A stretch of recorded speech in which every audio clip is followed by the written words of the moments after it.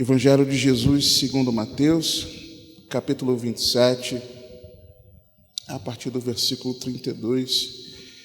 Eu precisarei fazer uma leitura um pouco extensa com vocês, meus irmãos. Diz assim a santa e poderosa palavra de Deus. E quando saíam, encontraram um homem sireneu chamado Simão, a quem constrangeram a levar a sua cruz. E chegando ao lugar chamado Gólgota, que se diz lugar da caveira, deram-lhe a beber vinagre misturado com fel. Mas ele, provando-o, não quis beber. E, havendo-o crucificado, repartiram as suas vestes, lançando sorte, para que se cumprisse o que foi dito pelo profeta. Repartiram entre si as minhas vestes, e sobre a minha túnica lançaram sorte. E assentados o guardavam ali. E por cima da sua cabeça puseram escrita a sua acusação: este é Jesus, o Rei dos Judeus. E foram crucificados com ele 2 salteadores, um à direita e outro à esquerda. E os que passavam blasfemavam dele, meneando as cabeças e dizendo: tu que destróis o templo e em 3 dias o reedificas, salva-te a ti mesmo. Se és filho de Deus, desce da cruz. E da mesma maneira também os principais sacerdotes com os escribas e anciãos e fariseus, escarnecendo, diziam: salvou os outros e a si mesmo não pode salvar-se.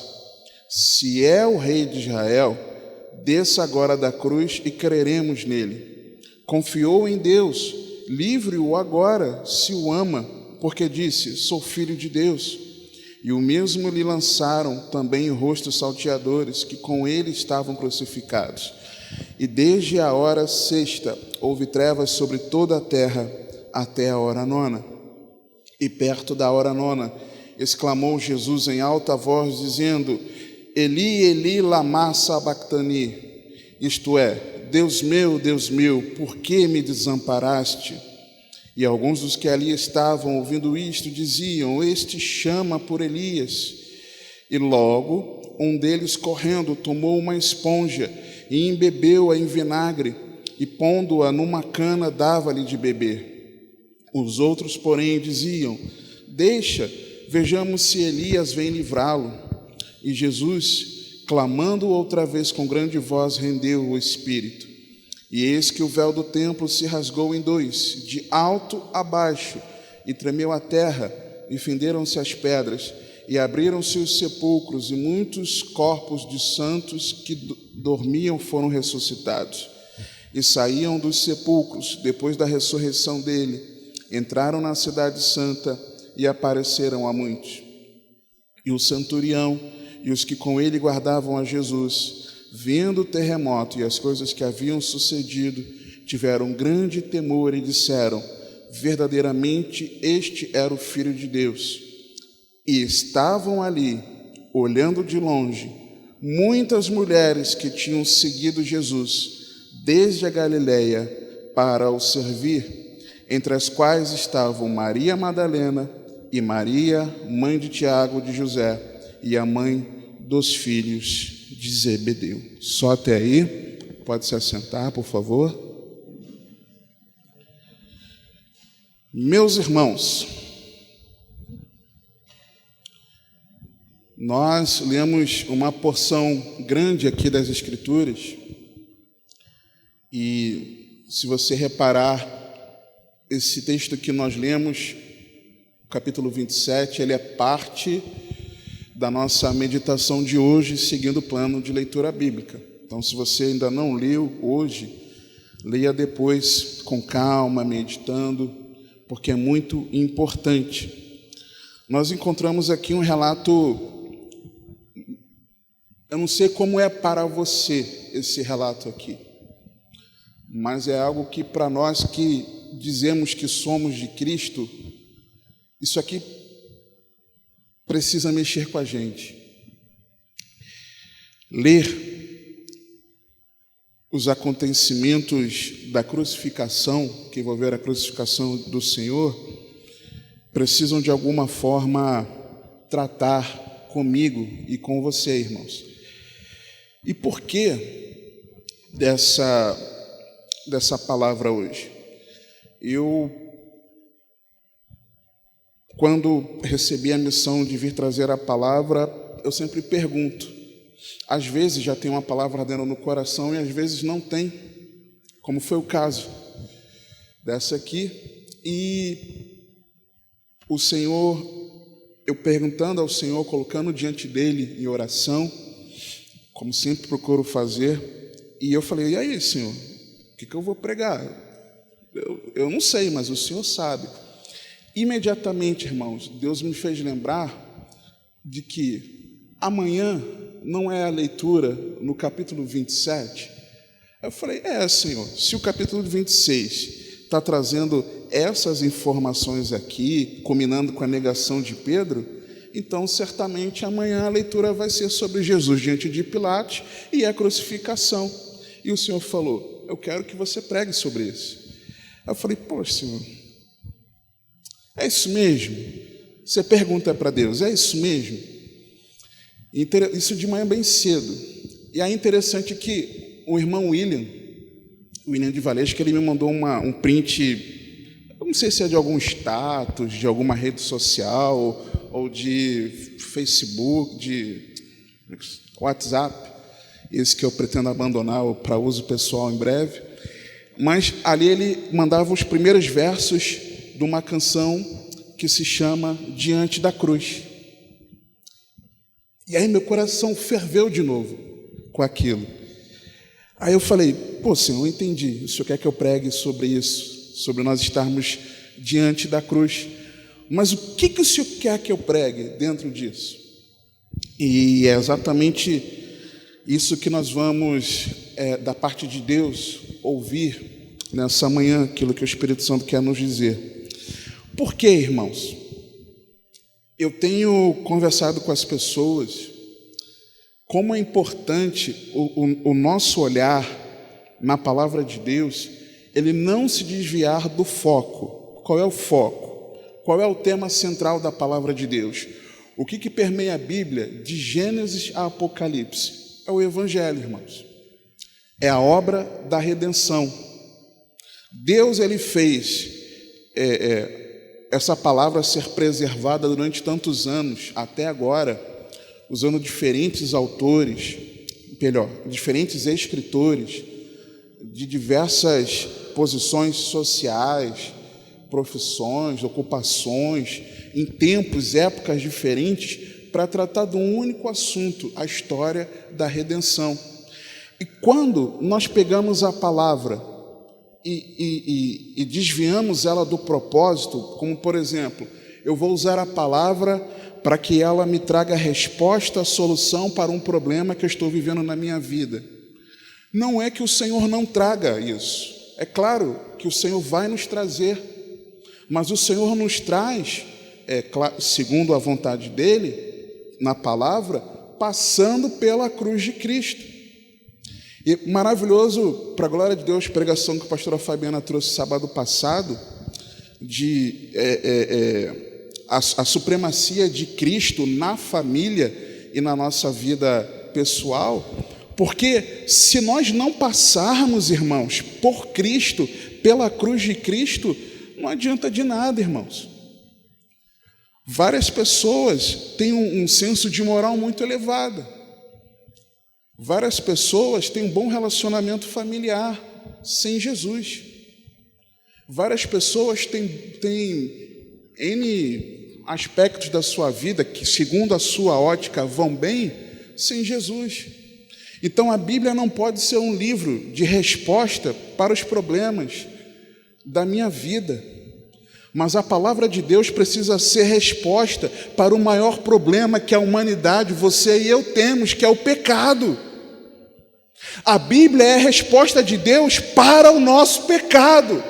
Na palavra de Deus tem uma narrativa, uma história da obra redentora de Cristo, que é para mim e para a tua salvação.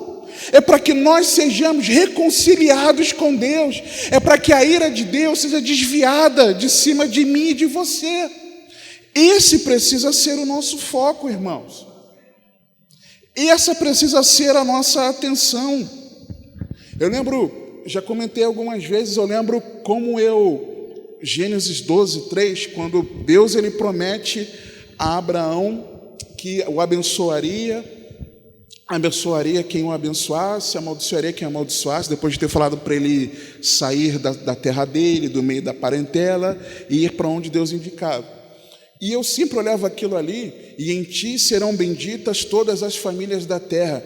Irmãos, quantas vezes eu não dei aula, preguei para casais em cima desse versículo, para dizer que, poxa, você pode ter uma família abençoada em Jesus.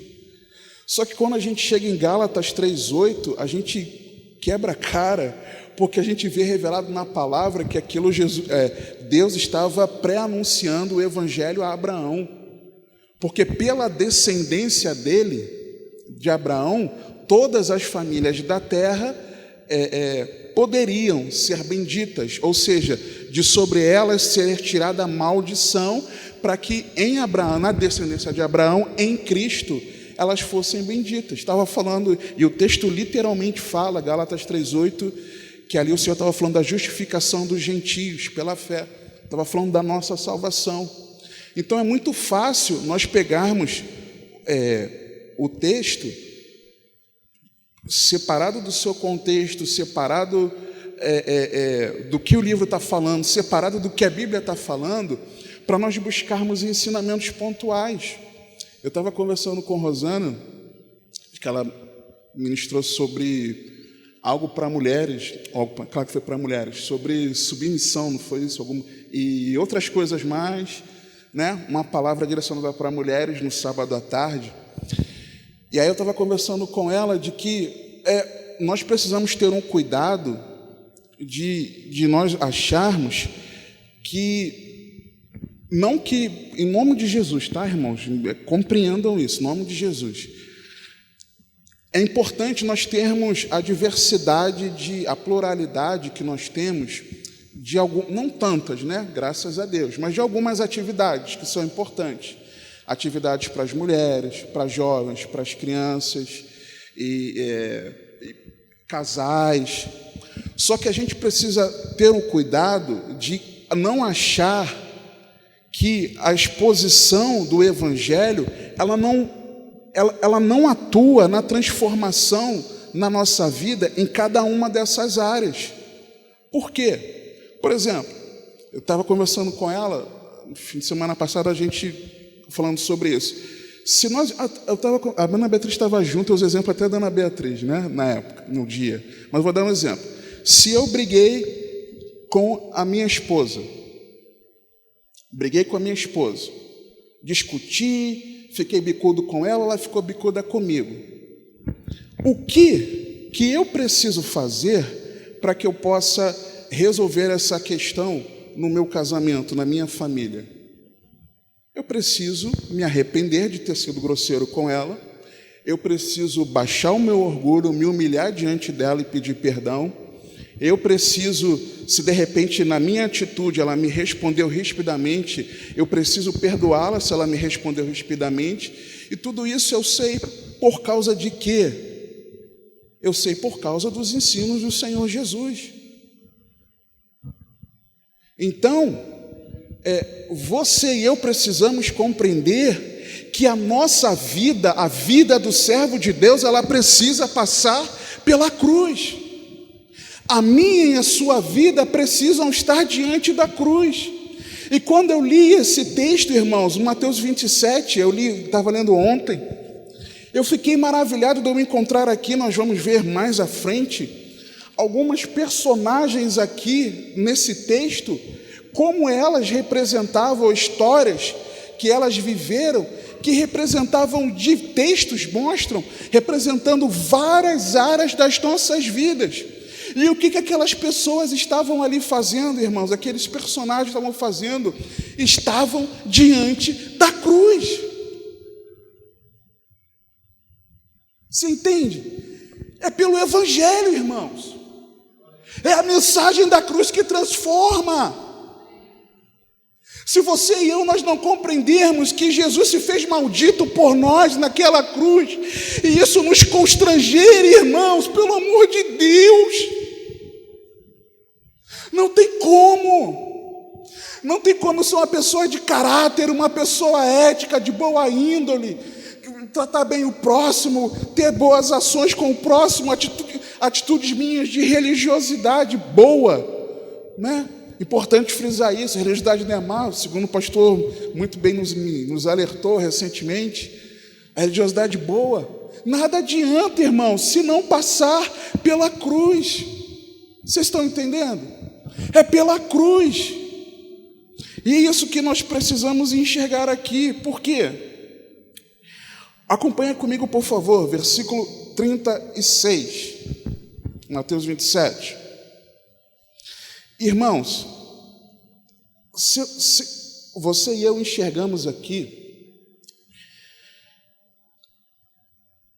atitudes e ações daqueles que muitas vezes se dizem de Cristo e não são. É claro que aqui não necessariamente eles eram, mas as atitudes que eles tiveram me remeteram, meditando nisso, nesse texto, a atitudes que muitas vezes você e eu tomamos, dizendo-nos servos de Cristo.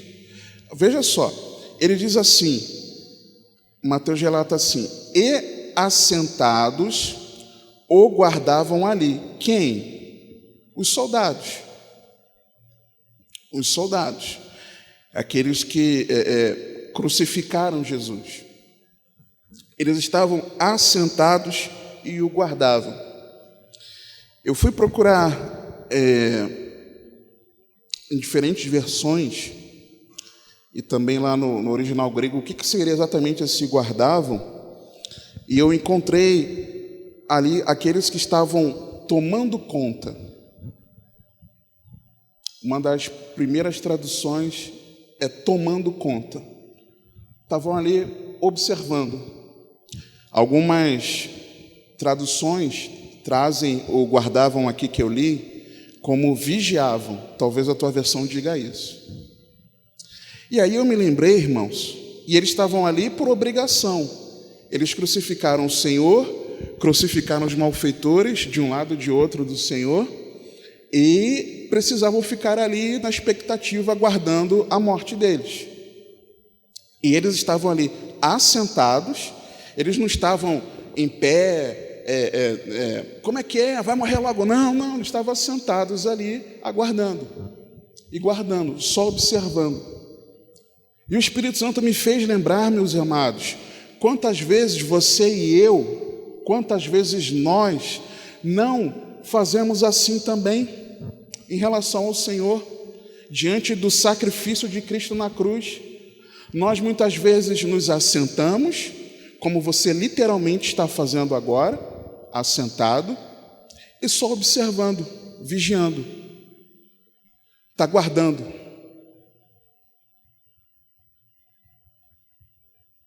Quantas vezes nós apenas olhamos para aquilo que Cristo fez por nós e somente observamos? Quer ver um exemplo disso?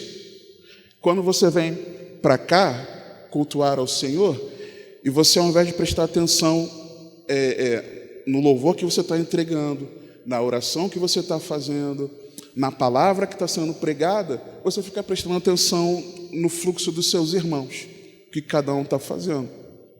Você está fazendo literalmente isso, assentado, guardando, observando, vigiando. É exatamente isso.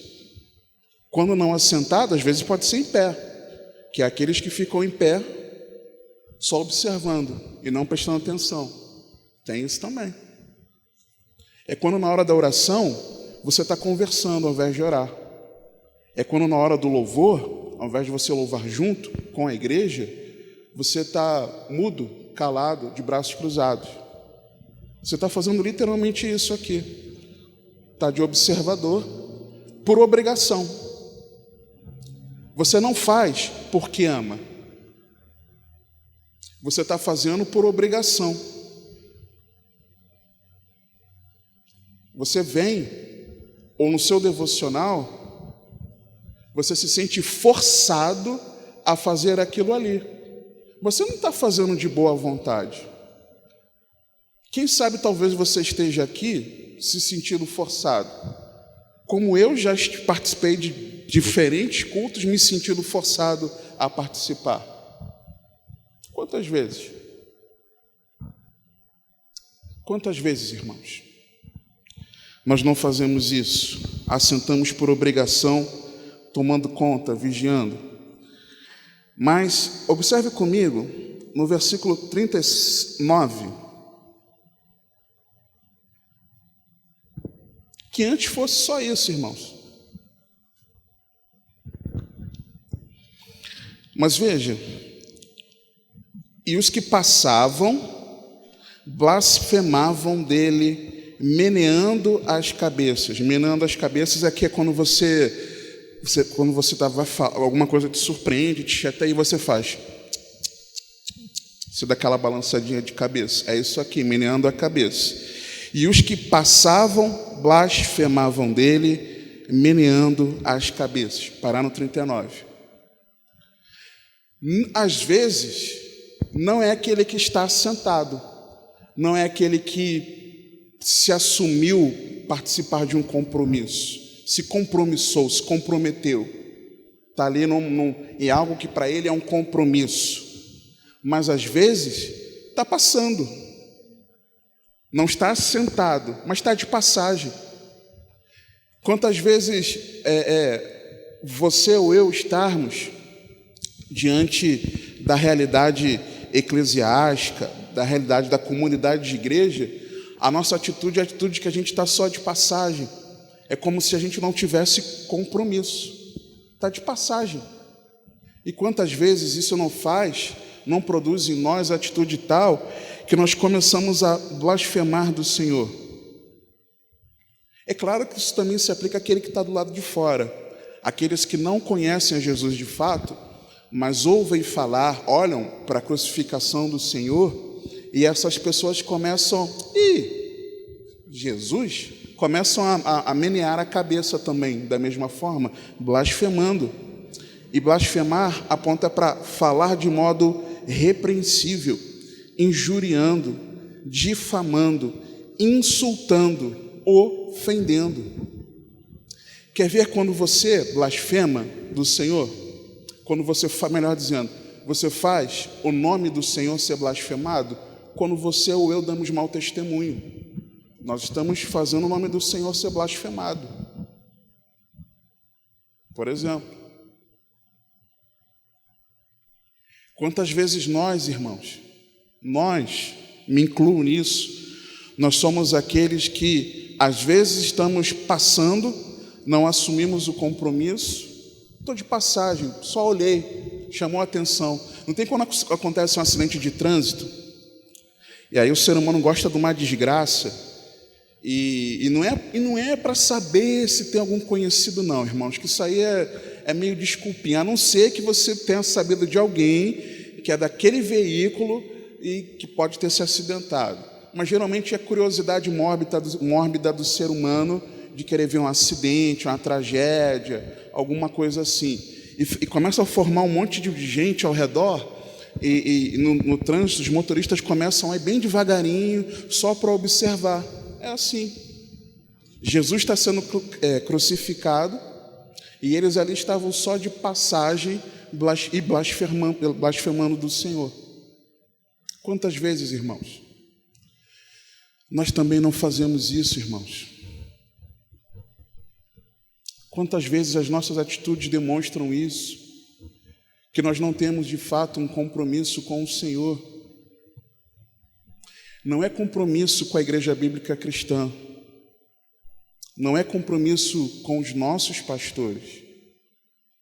Não é compromisso com uma religião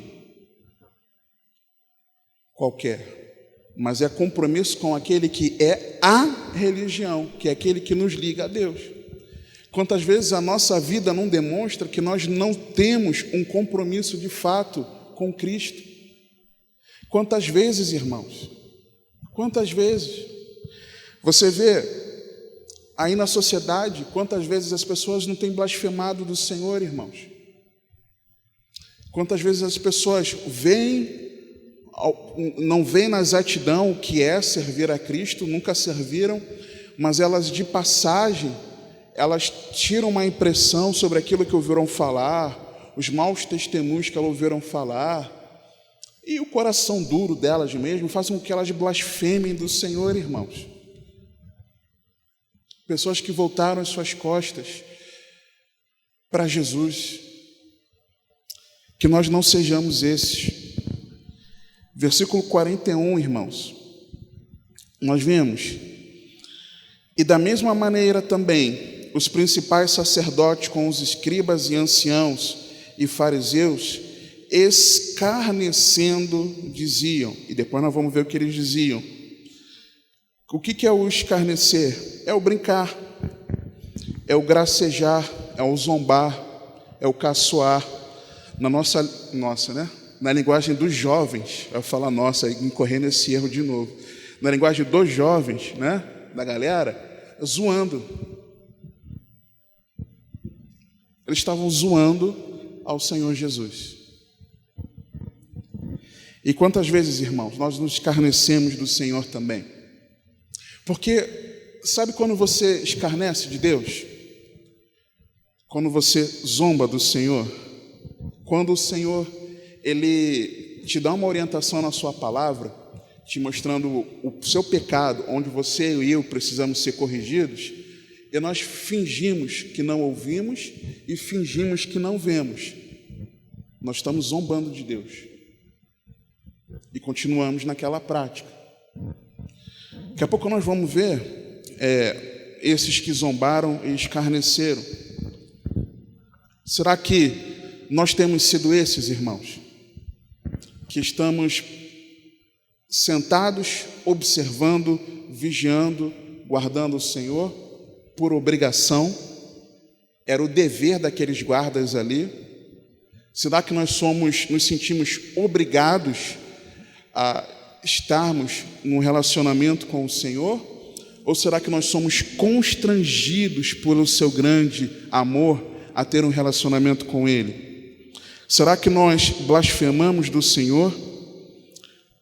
Difamamos, insultamos, ofendemos? Será que nós zoamos ao nosso Senhor Jesus? Eles contestavam Jesus. E o que eles contestavam de Jesus? Versículo 40. Eles contestaram a natureza divina do Senhor. Diz assim o texto: e dizendo: tu que destróis o templo e em 3 dias o reedificas, salva-te a ti mesmo, se és filho de Deus, desce da cruz. Eles aqui duvidaram da divindade do Senhor, irmãos, do poder criador, regenerador, restaurador de Cristo. Porque quando aqui no texto nós lemos que ele está falando, o texto diz que eles mencionaram o templo. Tu que destróis o templo e em 3 dias o reedificas. Talvez no primeiro momento nós achemos que eles estavam falando do templo físico. Eles estariam falando do templo físico. Só que na verdade, irmãos, aquele povo, ele sabia que Jesus estava falando do seu próprio, da sua própria vida. Por quê? Avança comigo no mesmo capítulo 27, olha no versículo 62. Jesus já morto, posto no sepulcro,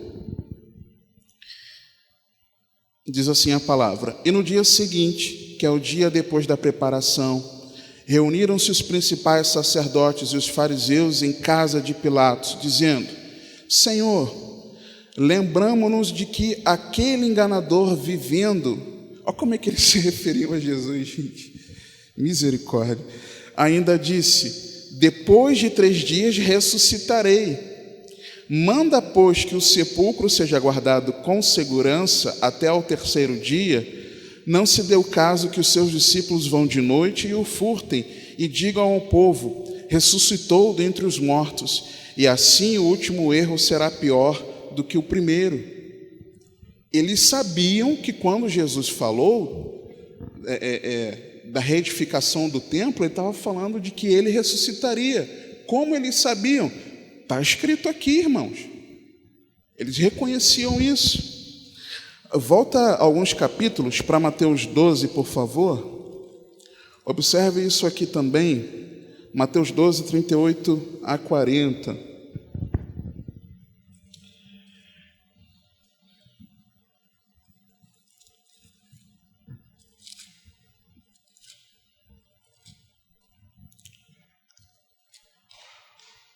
Diz assim a palavra: Então alguns dos escribas e dos fariseus responderam, dizendo: Mestre, quiséramos ver da tua parte algum sinal. Mas ele lhes respondeu e disse: Uma geração má e adúltera pede um sinal, porém não se lhe dará sinal, senão o sinal do profeta Jonas. Pois como Jonas esteve 3 dias e 3 noites no ventre da baleia, assim estará o Filho do Homem 3 dias e 3 noites no coração da terra. Jesus falou literalmente: estarei 3 dias e 3 noites enterrado, sepultado. Então eles sabiam muito bem de que Jesus estava falando que ao 3º dia ele iria ressuscitar. João, capítulo 2, Evangelho de Jesus segundo João, capítulo 2, versículo 18.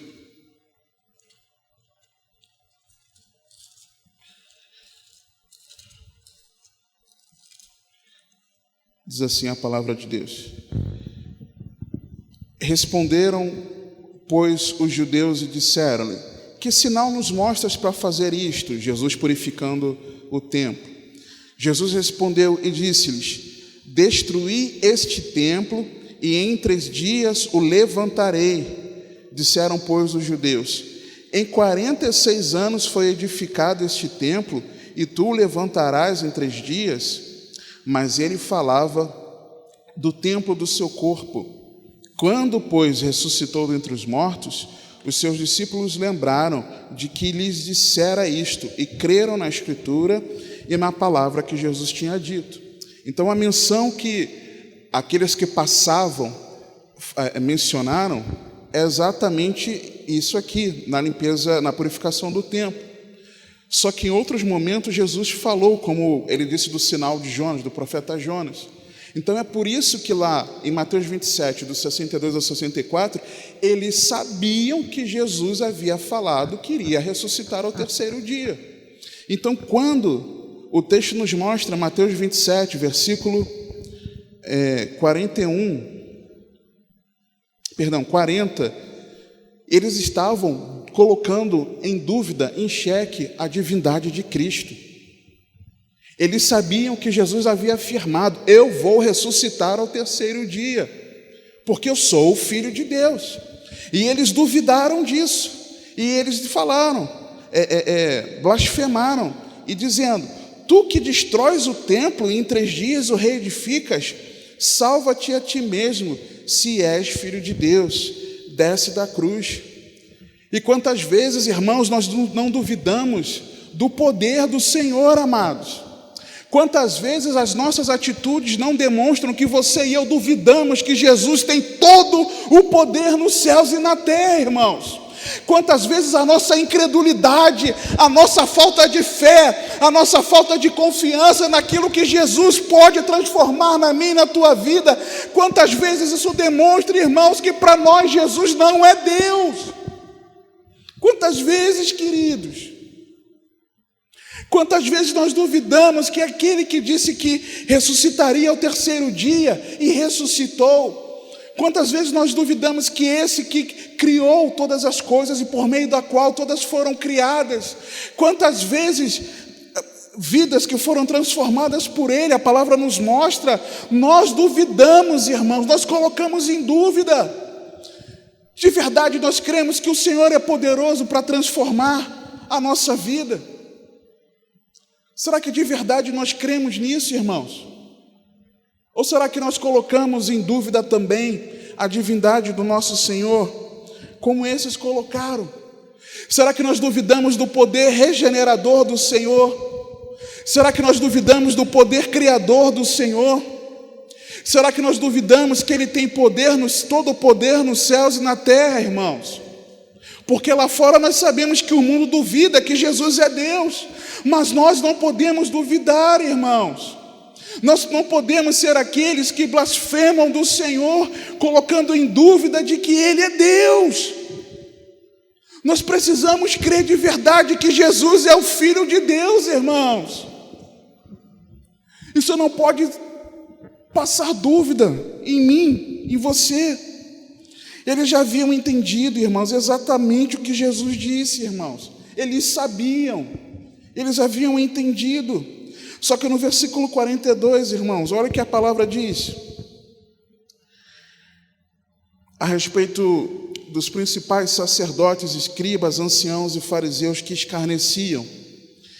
Diz assim o texto: salvou os outros e a si mesmo não pode salvar-se. Se é o rei de Israel, desça agora da cruz e creremos nele. Irmão, irmã, de verdade, nós cremos que Jesus é o Salvador? De verdade. Nós confiamos totalmente nele para a nossa salvação?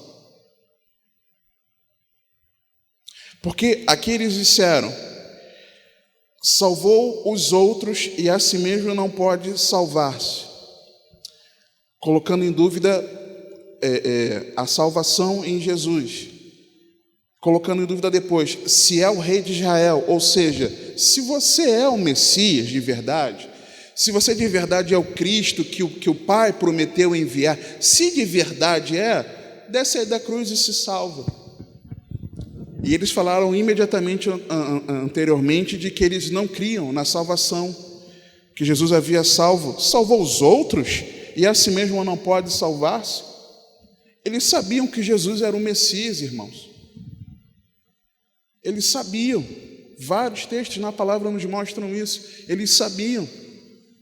As parábolas que Jesus contava e dizia sempre do filho, por exemplo, a parábola do filho, falava dos servos, que os servos eram maltratados, e aí o Senhor vai, envia o filho, então eles resolvem matar o filho. O texto diz que eles entenderam que Jesus estava falando a respeito deles, de que eles reconheceram que ele era o Filho de Deus. Eles sabiam, irmãos, só que eles não queriam dar o braço a torcer por inveja. Eles queriam manter os seus privilégios de sacerdotes, de escribas, eles queriam manter, eles sabiam, irmãos. Em vários momentos, por exemplo, na cura da mulher do fluxo de sangue, lá em Marcos 5,34, Jesus, por exemplo, Jesus disse para aquela mulher: filha, a tua fé te salvou, vá em paz e ser curada desse teu mal.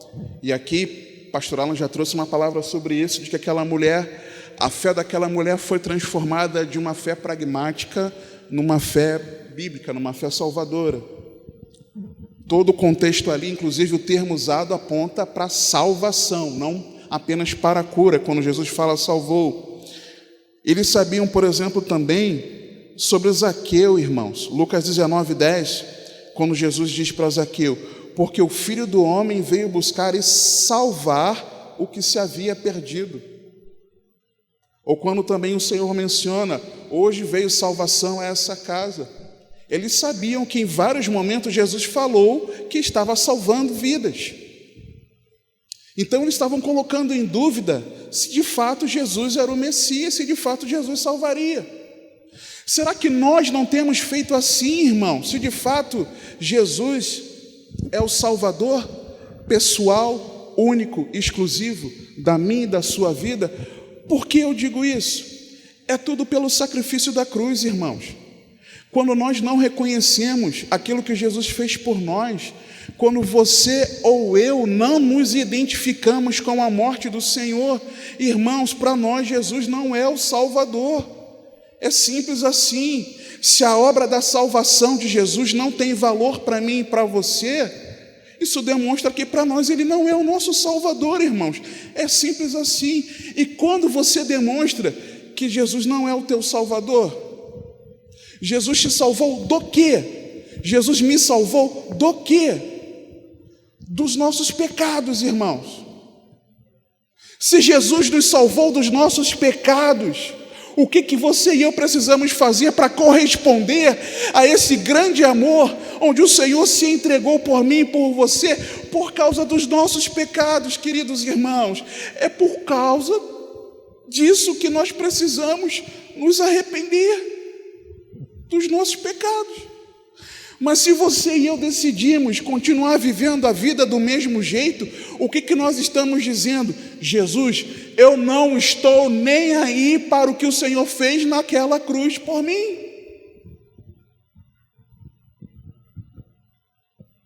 Será, irmãos? Será que nós não estamos fazendo isso de fato, irmãos? Será que nós estamos fazendo isso? E eles também colocaram em dúvida o relacionamento de Cristo com o Pai. Versículo 43, eles dizem: confiou em Deus, livre-o agora, se o ama, porque disse, sou filho de Deus. Eles colocaram em dúvida o relacionamento do Pai e do Filho, irmãos. Se eu ou você colocamos em dúvida o relacionamento do Pai e do Filho, Jesus disse, ninguém vem ao Pai a não ser por mim. Se nós colocamos em dúvida o relacionamento do Pai e do Filho, imediatamente nós colocamos uma barreira no nosso relacionamento com o Pai. Se nós não reconhecemos que o Filho está no Pai, se nós não reconhecemos que existe uma unidade neles, se nós não reconhecemos que existe um relacionamento, nós rejeitamos isso, automaticamente é criada uma barreira, irmãos, nossa com Deus. E é isso que eles estavam fazendo aqui. Confiou em Deus, livre-o agora, se o ama. Irmãos, eles sabiam que Jesus era amado de Deus. João 12, 27 a 30, por exemplo, quando eles ouvem uma voz do céu, o Pai falando, vamos abrir, irmãos, João 12. Nós já vamos chegar ao ponto. Você precisa entender essas atitudes daqueles que não estavam diante da cruz. João 12, 27 a 30. Jesus diz assim, agora a minha alma está perturbada, e que direi eu? Pai, salva-me desta hora, mas para isso vim a esta hora. Pai, glorifica o teu nome. Então veio uma voz do céu que dizia, já o tenho glorificado, e outra vez o glorificarei. Ora, a multidão que ali estava e que a ouvira dizia que havia sido um trovão. Outros diziam, um anjo lhe falou. Eles ouviram, irmãos, Deus falando com ele. Eles ouviram o Pai falando com o Filho. Filho, eu já tenho te glorificado e eu ainda outra vez o glorificarei. Eles ouviram, irmãos, eles sabiam que existia uma ligação, eles sabiam que Jesus mantinha o contato com o Pai. Então eles estavam se desfazendo, destratando do relacionamento de Jesus, irmãos, e com Deus. E quantas vezes nós não fazemos isso também, queridos? Quantas vezes, irmãos, nós ignoramos? Mas agora esse é o ponto, queridos. O texto continua narrando a crucificação, aqueles instantes finais do Senhor aqui na terra. Versículo 45. E desde a hora sexta, houve trevas sobre toda a terra, até a hora nona. E perto da hora nona exclamou Jesus em alta voz, dizendo: Eli, Eli, lama sabactani, isto é, Deus meu, por que me desamparaste? É importante só salientar aqui, há quem defenda que as trevas foram sobre toda a terra geograficamente.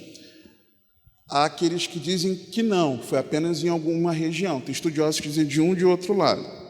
Eu creio que foi em toda a terra, porque estava se tratando dos pecados de toda a humanidade, então, para mim, foi sobre toda a terra. Também não foi um eclipse, tá? Porque foi na Páscoa, e a Páscoa é celebrada quando a lua cheia, então não foi um eclipse. O que eram aquelas densas trevas, irmãos? O que eram aquelas densas trevas que cobriram a terra, sobre toda a terra, a ponto de aqui no versículo 46, perto da hora nona, e a hora nona não são 9 horas da manhã, o Senhor dizer: Eli, Eli, lama sabactani, isto é, Deus meu, por que me desamparaste? Por que, irmãos? Porque ali, sobre Jesus,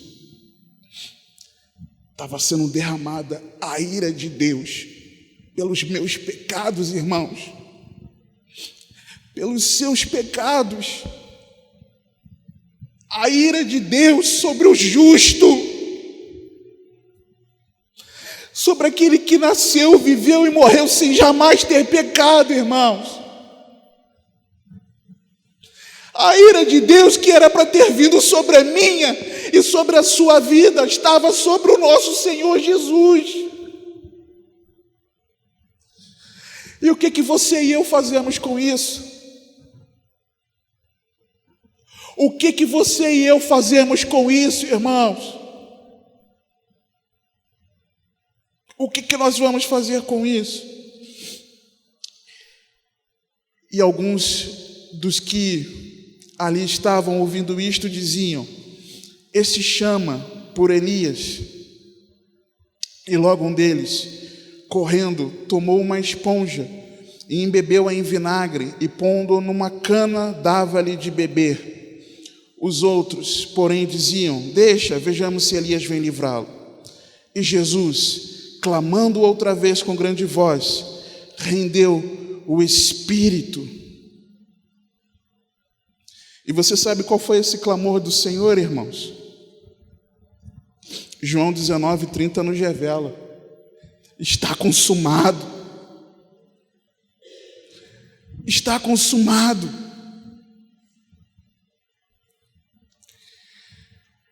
E eis que o véu do templo se rasgou em dois, de alto a baixo, e tremeu a terra, e fenderam-se as pedras. E abriram-se os sepulcros, e muitos corpos de santos que dormiam foram ressuscitados. E saindo dos sepulcros, depois da ressurreição dele, entraram na cidade santa e apareceram a muitos. Só dos versículos 45 a 53, queridos, nós encontramos aqui 5 eventos assim maravilhosos, dramáticos, da crucificação do Senhor. E aí no versículo 54: e o centurião e os que com ele guardavam a Jesus, vendo o terremoto e as coisas que haviam sucedido, tiveram grande temor e disseram: verdadeiramente este era o Filho de Deus. E estava ali olhando de longe muitas mulheres que tinham seguido Jesus desde a Galileia para o servir, entre as quais estavam Maria Madalena e Maria, mãe de Tiago e de José, e a mãe dos filhos de Zebedeu. Irmãos, o que o texto está dizendo aqui para mim e para você? Onde é que essas mulheres estavam? Perto da cruz, diante da cruz, ou elas estavam distantes? Versículo 55, elas estavam distantes. olhando de longe, quando Jesus havia morrido. Mas se você abrir em João, no capítulo 19, você vai ver algo que, se nós olharmos apenas para Mateus 27, nós vamos perder isso aqui. Elas estavam, antes de Jesus morrer, elas estavam diante da cruz, irmãos. João 19, a partir do 25 e 26.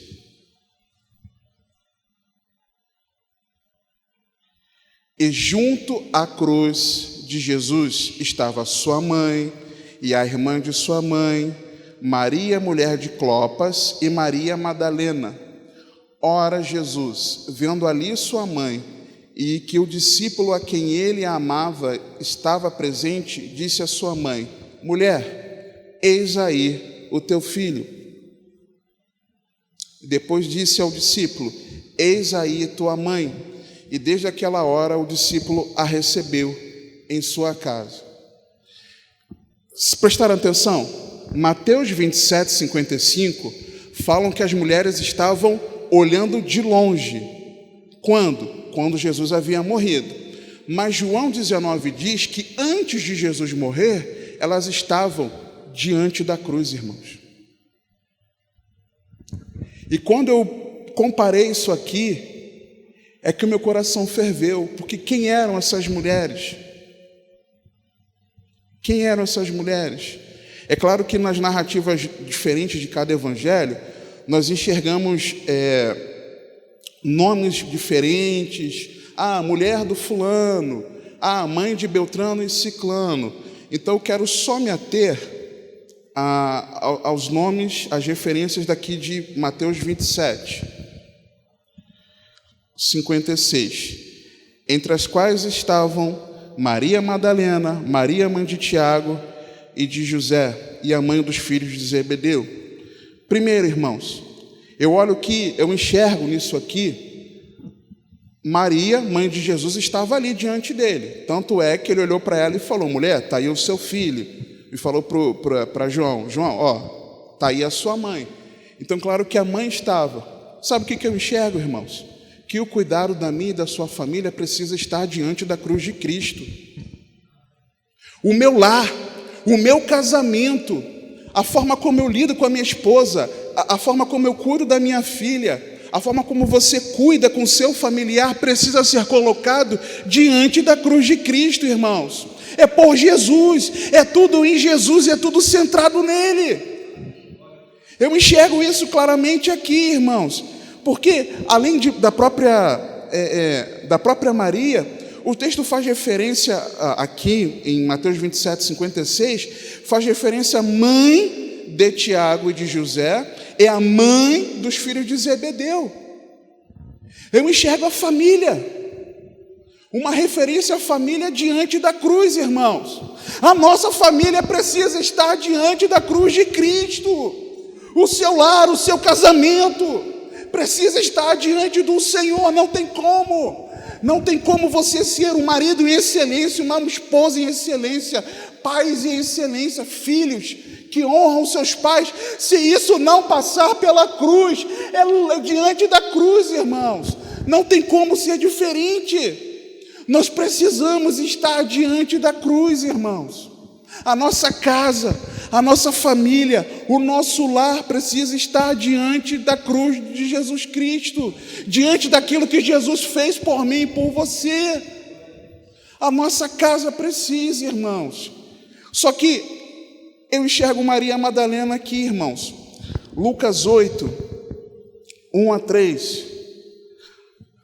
Não apenas a nossa família diante da cruz, irmãos, mas eu enxergo uma vida diante da cruz, nas referências a todas essas mulheres. Por quê? Olha o que diz Lucas 8, irmãos, a partir do versículo 1.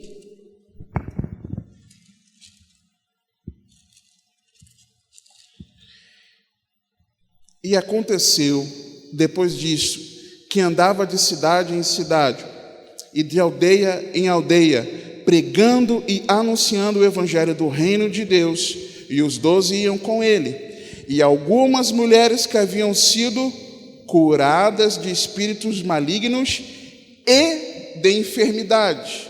Maria, chamada Madalena, da qual saíram 7 demônios, e Joana, mulher de Cusa, procurador de Herodes, e Susana, e muitas outras que o serviam com os seus bens. Quando eu leio que Maria Madalena estava diante da cruz, eu me lembro desse texto aqui. E eu consigo enxergar, irmãos, que a nossa saúde, ela precisa estar diante da cruz. Porque a palavra diz aqui no versículo 2 de Lucas 8, e algumas mulheres que haviam sido curadas de espíritos malignos e de enfermidades. A nossa saúde precisa estar diante da cruz de Cristo, irmãos. A nossa confiança precisa estar nele. E eu digo isso muito por conta também do que nós estamos vivendo nesse tempo presente, de que muitas vezes nós caminhamos amedrontados com essa enfermidade que está assolando.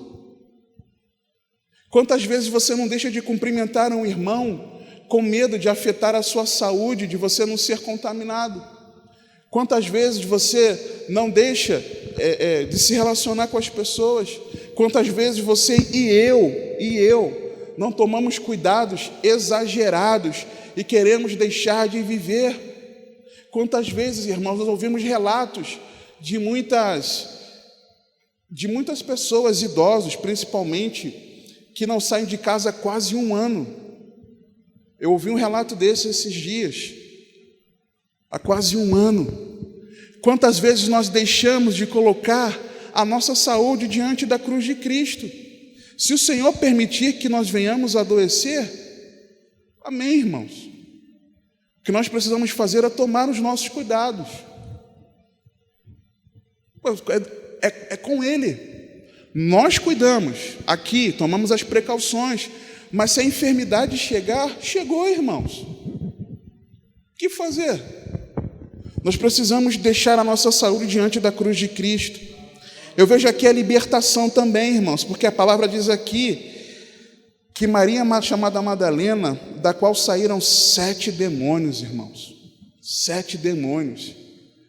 Eu não consigo imaginar uma pessoa que saiu 7 demônios dela.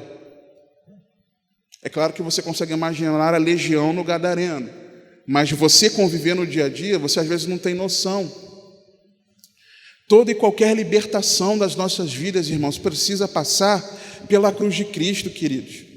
Não há como você ou eu, pelos nossos próprios esforços, nós sermos libertos, precisa passar por Jesus. Irmãos, eu tentei, com as minhas próprias forças, parar com aquela prática pecaminosa que eu já falei tantas vezes para vocês. Eu não conseguia pelo meu próprio esforço, irmãos, por nada do que eu fazia. Certa vez, eu noivo de Rosana, eu confessei para ela. Ela me deu um sabão. Ela assim, me colocou lá embaixo. Acabou comigo, irmãos. Porque isso não é coisa de crente. Aqui andando na Alzira Vargas. Isso não é coisa de crente. Caramba, agora eu vou tomar rumo, eu não vou voltar mais nessa prática do pecado. Adiantou, irmãos? Não. Não, irmãos. Ela não poderia me libertar, irmãos. Certa vez eu confessei para um pastor auxiliar, um local onde congregávamos, e eu confessando para ele ali, e ele virou para mim e falou, com toda boa vontade, tá? Não, isso aí você precisa mudar o teu pensamento. Pô, legal, então tem que mudar meu pensamento, vou pensar em outra coisa. Adiantou, irmãos? Não. E isso os anos passando, tá? Primeiro episódio 2004, segundo episódio 2008, talvez, 2007, 2008, e por volta de 2011, 2012, já ordenado ao pastorado, eu cheguei para um pastor e falei, um culto que a igreja, ali a gente chamava intimamente de o culto do pecado, mas na verdade não era isso, a limpeza da noiva, era o tema da palavra. em que, com base em Daniel 9, não estou falando que isso é certo, tá? Não estou dizendo que isso é certo, tá, irmão? Estou falando do que aconteceu. Com base em Daniel 9, os pecados do povo eram confessados diante de Deus. Então, ali, os irmãos escreviam numa folha, sem se identificar o nome, as suas práticas. Isso aí é cada coisa terrível, irmãos, que não convém falar aqui. Mas os meus pecados também estavam ali relatados. E aí, pecados confessados, depois os papéis rasgados, jogaram fora, sei lá, essa prática meio estranha, meio esquisita, para não dizer outra coisa. Aí, isso foi num domingo. Na segunda-feira, eu liguei para o meu pastor, que eu tenho hoje um bom relacionamento com ele, não somos inimigos nem nada disso, pelo contrário, gosto dele, tenho uma estima por ele. E aí, eu cheguei para ele e falei, sabe os pecados tais, eram os meus pecados. E ele me disse, glória a Deus, que bom que você confessou. E orou comigo ali.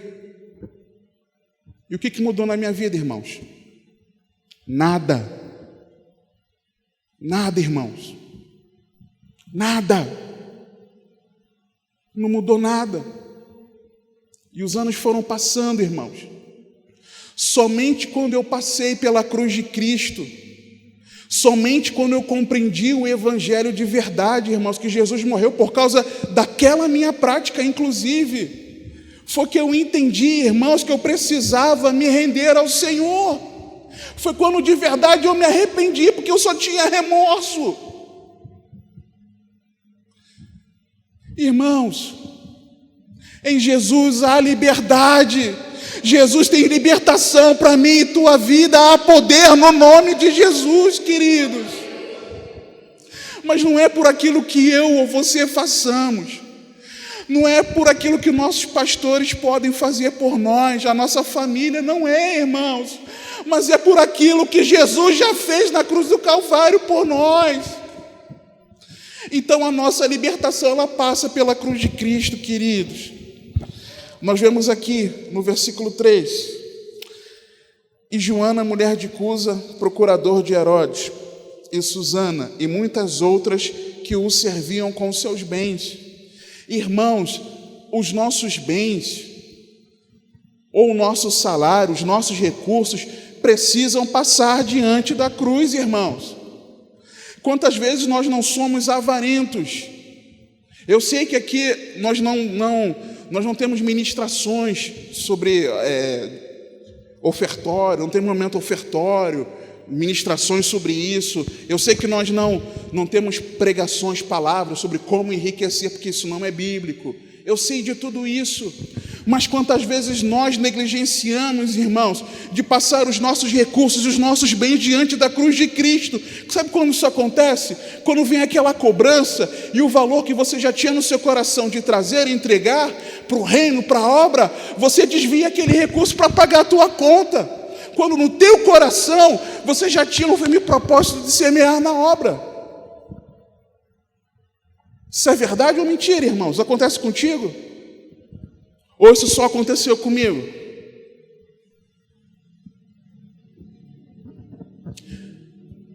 É quando nós temos um recurso pequenininho, nós honramos ao Senhor na nossa contribuição, não deixamos de honrar, mas porque nós temos um pouquinho ali, ou não tem nada, acabou tudo, e nós temos um caminhão de coisas para resolver ainda durante o mês, as contas para pagar, é quando nós ficamos desesperados, é quando nós ficamos aflitos, preocupados, sem saber o que fazer.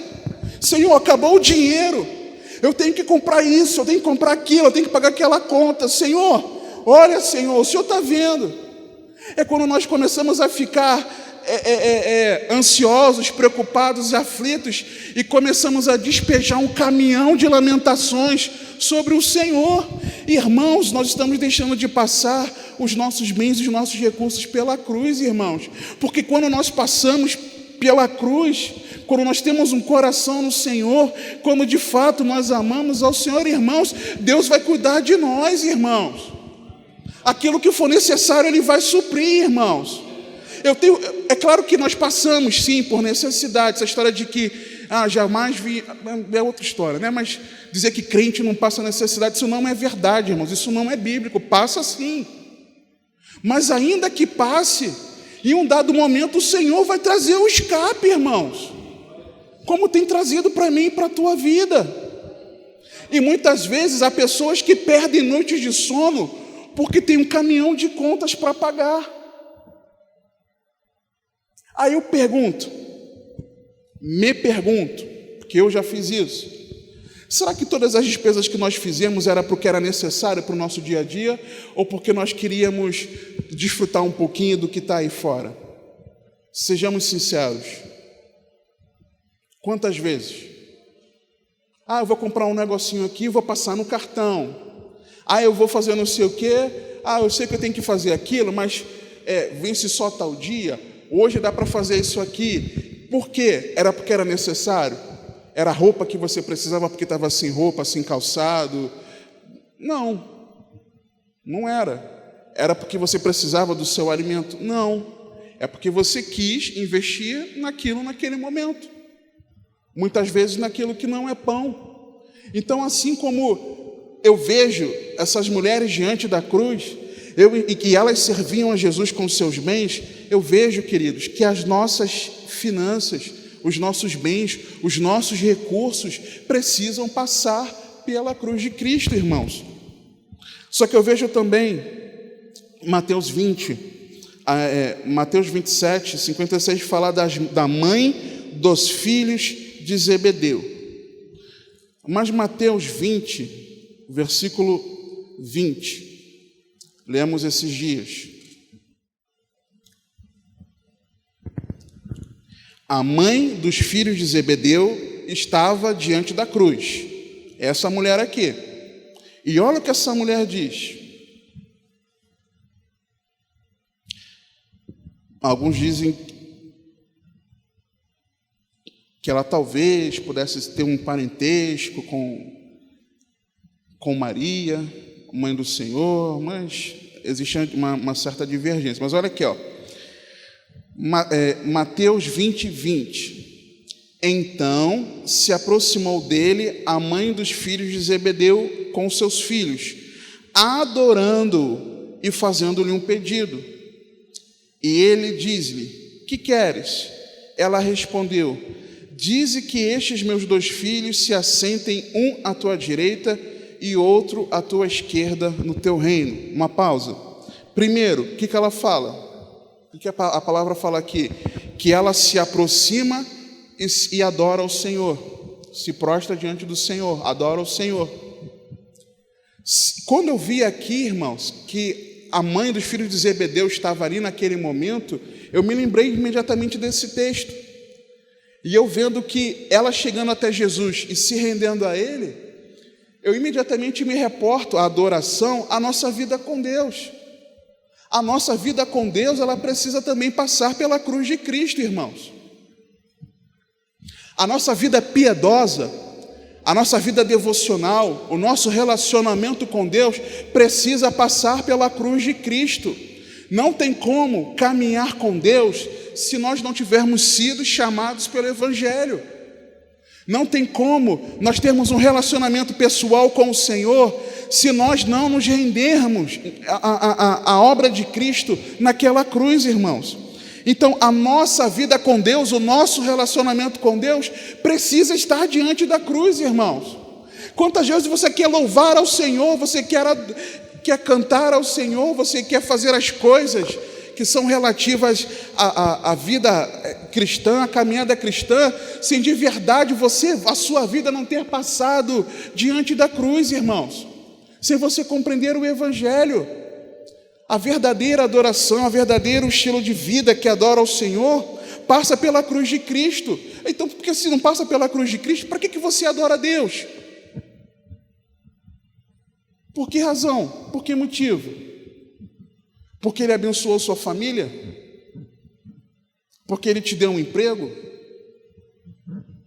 Porque Ele te deu um relacionamento?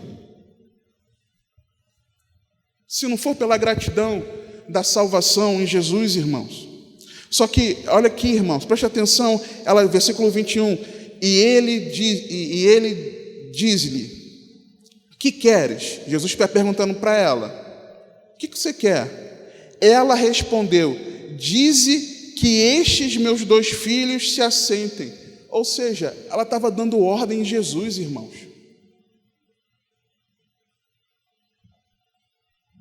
Senhor, fala que os meus filhos vão assentar cada um do seu lado, de um lado seu.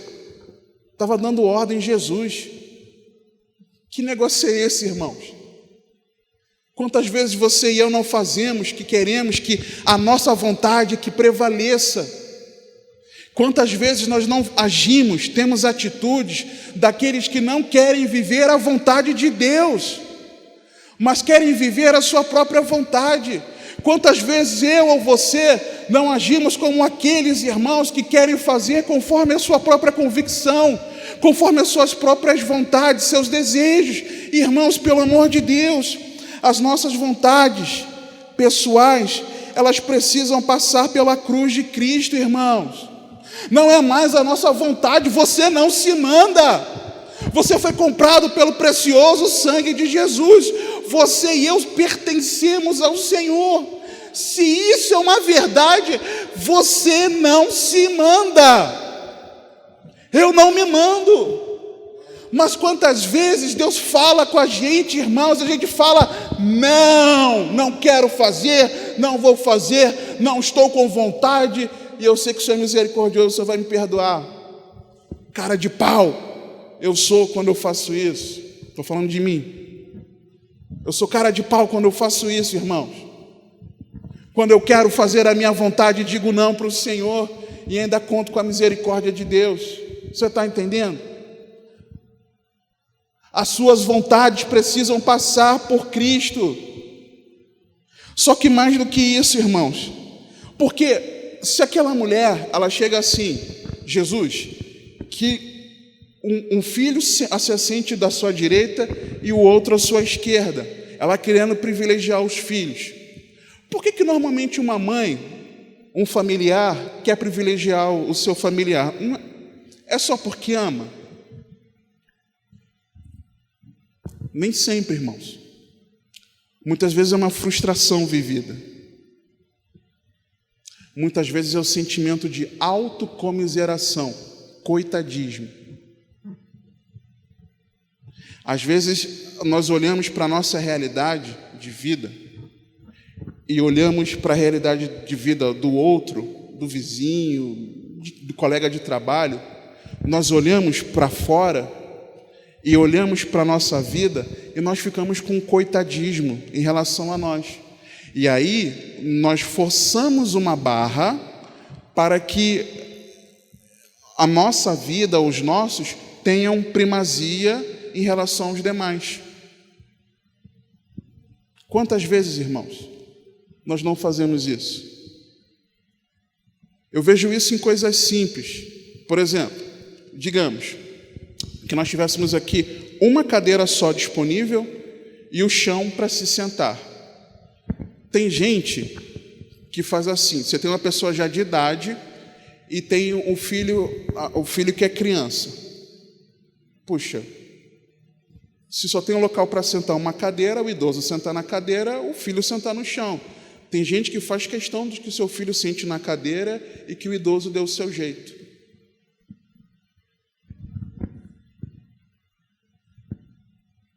Acontece isso? Os nossos sentimentos precisam passar pela cruz, irmãos. Aquilo que tem afligido o teu coração, aquilo, não sei se algo tem te frustrado, ou tem sido para você motivo de presunção, de orgulho, isso precisa ser lançado na cruz de Cristo. Nós precisamos colocar diante de Jesus, queridos. A sua aflição, a sua dor, aquilo que tem pesado no teu coração precisa passar por Jesus. É por Jesus que precisa passar. E passar por Jesus não é que Jesus vai vir com um passe de mágica, porque Jesus não faz magia, Ele é o Criador de todas as coisas, que a situação vai se resolver, não. Passar pela cruz significa muitas vezes você lançar a sua ansiedade nele e orar para que a verdade da palavra seja uma realidade na sua vida. É você abrir mão do seu orgulho. É você enxergar quem você é em Deus. E quantas vezes os nossos sentimentos, irmãos, aquilo que tem nos afligido no nosso dia a dia, aqui dentro, no nosso sentimento, nas nossas emoções, estão a quilômetros de distância do Senhor, irmãos, nós não submetemos ao Senhor. Quantas vezes as frustrações da nossa vida, irmãos, elas nos afligem e nós não depositamos no Senhor. Quantas vezes as mágoas, quantas vezes as raivas, quantas vezes uma série de sentimentos que passam dentro de nós não lançamos sobre a cruz de Cristo, irmãos. Nós não colocamos diante do Senhor e nós sofremos com tudo isso. Mas nós precisamos ter a nossa vida diante do Senhor, queridos. E eu vejo também nessa mulher, encerrando, no versículo 24 de Mateus 20, eu vejo aqui nessa mulher algo que, nessa atitude dela, da mãe dos filhos de Zebedeu, da mãe de Tiago e João, Mateus 20, 24, quando o texto diz o seguinte: Jesus explica que mesmo eles podendo beber do cálice, não competia a ele decidir. Aí no versículo 24, e quando os 10 ouviram isto, indignaram-se contra os 2 irmãos. Quantas vezes, irmãos, os nossos relacionamentos com as pessoas, o relacionamento com o próximo, ele não fica prejudicado, porque nós não passamos diante da cruz. Nós nos consideramos superiores aos demais, nós nos achamos mais importantes, nós achamos que a prioridade é nossa, nós achamos que temos algum mérito, quando na verdade nós não temos, queridos. Nós não temos. Nós precisamos passar os nossos relacionamentos pela cruz de Cristo. O relacionamento com teu vizinho, com quem, sabe aquele colega de trabalho chato, enjoado, encruado que você tem, passa pela cruz de Cristo. Sabe aquele familiar que te magoou de forma profunda, passa pela cruz de Cristo.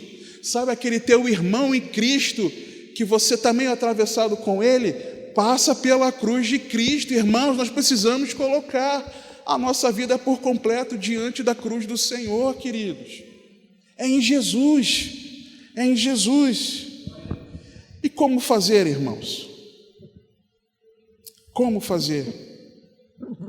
Versículo 54 de Mateus 27, a palavra nos diz que aquele centurião e os que com ele guardavam, vendo aquelas coisas, o terremoto, tiveram um grande temor e disseram: verdadeiramente este era o Filho de Deus. Mas eu vejo no relato de Lucas, um relato paralelo, um pouco além do que reconhecer que Jesus é o Filho de Deus. Porque olha o que a palavra de Deus diz que aquela multidão que estava ali fez. Lucas 23, versículo 47, diz assim a palavra de Deus: e o centurião, vendo o que tinha acontecido, deu glória a Deus, dizendo: na verdade, este homem era justo. Lá em Mateus está dizendo que ele reconhece que era o Filho de Deus. Mas observa o versículo 48. E toda a multidão que se ajuntar a este espetáculo. Estou para trazer uma mensagem, se o Senhor permitir, sobre isso, sobre o espetáculo. Vendo o que havia acontecido, voltava batendo nos peitos. Voltaram batendo nos peitos.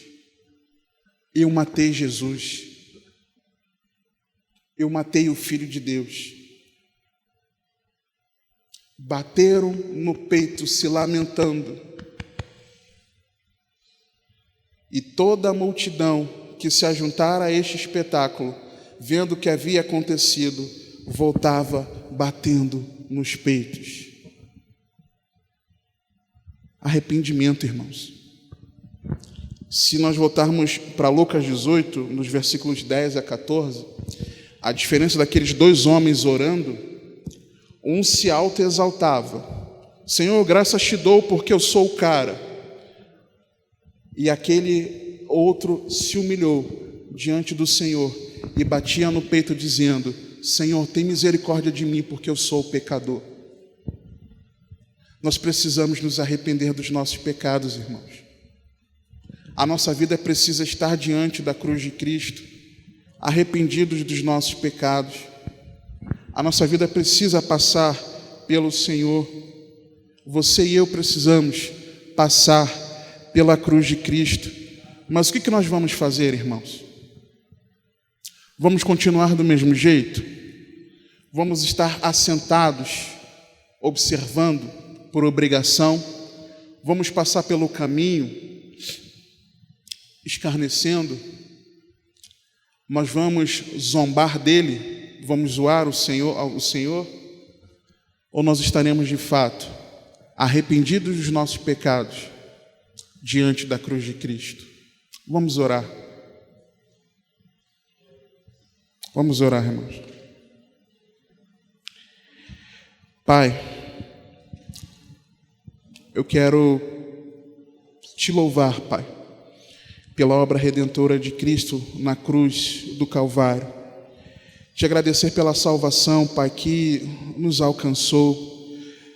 Somos indignos, ó Pai, não somos merecedores, mas foi por graça e por misericórdia. Paizinho, por favor, eu clamo a Ti, Pai, juntamente com os meus irmãos. Nos ajuda, Senhor, a não desprezar aquilo que o Senhor fez na cruz do Calvário por nós. Ajuda-nos a compreender que a nossa vida precisa de fato e de verdade passar por Jesus. Ajuda-nos a compreender, Pai, que sem Cristo não há como, Senhor. Que se nós não compreendermos que Jesus morreu naquela cruz por conta dos nossos pecados, que Ele se fez maldito, Senhor, em nosso lugar, que Ele tomou sobre si os nossos pecados, Senhor, que Tu fizeste pecado, Senhor, em nosso lugar, que o Senhor derramou da Sua ira sobre Ele, Pai. Se nós não valorizarmos isso, de que adianta, Pai? A nossa vida será uma vida vazia de falsos discípulos de Cristo, de falsos servos de Deus, de pessoas que acham que te servem, mas na verdade estão distante, muito distante de Ti, Pai. Nos ajuda, Pai, por favor, Paizinho, por graça e por misericórdia. Nos ajuda, Pai, que nossa vida, no nosso cotidiano, no nosso dia a dia, esteja diante de Ti. Que o nosso lar, a nossa casa esteja diante da cruz do Senhor. Que a nossa saúde esteja diante de Ti. Que as nossas finanças, que os nossos bens estejam diante de Ti. Que a nossa prática pecaminosa, Pai, esteja diante de Ti, porque sabemos que em Ti há libertação. Senhor, que toda a nossa convicção humana, errada, distorcida, esteja diante de Ti. Que a nossa vida devocional, o nosso relacionamento contigo esteja diante da cruz. Que o nosso relacionamento com o próximo também esteja diante da cruz. Que as nossas vontades estejam diante da cruz.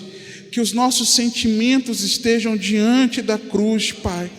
Que todo o nosso ser, que toda a nossa vida, Senhor, esteja diante da cruz do Calvário. Porque é tudo em Cristo, por Cristo, para Cristo. Nos ajuda, Pai, que isso seja uma verdade no nosso dia a dia, para a honra e para a glória do Teu santo nome. Nós oramos em nome do Senhor Jesus, que vive e reina para sempre.